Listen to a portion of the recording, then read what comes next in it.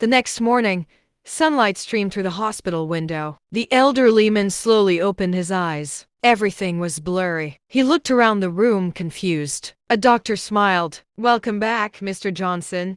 You're very lucky to be alive." Mr. Johnson frowned. "What happened?" "You collapsed on the roadside during yesterday's storm." He tried to remember. Then flashes of rain, mud, and a little girl with frightened eyes came back to him. "Who brought me here?"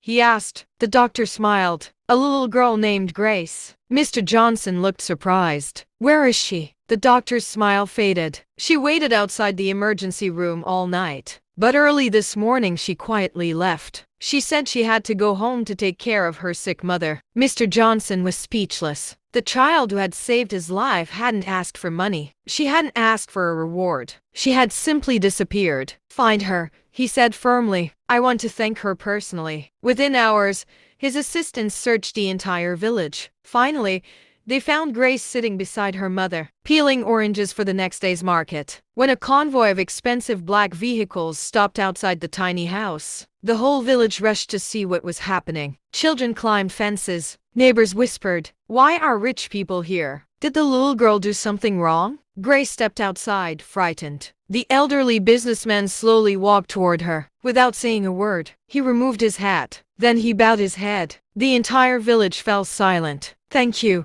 he said softly. "You saved my life." Tears filled Grace's eyes. "I only did what anyone should do." Mr. Johnson smiled. "No, many people watched. They did nothing. You were the only one brave enough to help." He turned to his assistants. "Bring them." Two men carried several large boxes from the vehicles. Inside were bags of food, medicine, clothes, school supplies, and a brand new bed for Grace's mother. Grace covered her mouth in disbelief. Then Mr. Johnson handed her a white envelope. "What is this?" she asked. "A full scholarship," he replied. "It will pay for your education from primary school to university." Grace couldn't hold back her tears. Her mother began crying too, for the first time in many years. They cried tears of joy. But Mr. Johnson wasn't finished. He looked around at the villagers. "I have one more announcement." Everyone leaned forward. "This village has many children like Grace. Children with dreams but no opportunities. I am going to build a free school here." The crowd gasped. "And no child in this village will ever be turned away because of poverty again." The villagers burst into applause. Some lowered their heads in shame, remembering how they had ignored Grace only the day before. The little girl everyone had overlooked had become the reason. Hope returned to the entire community. To be continued in part 4.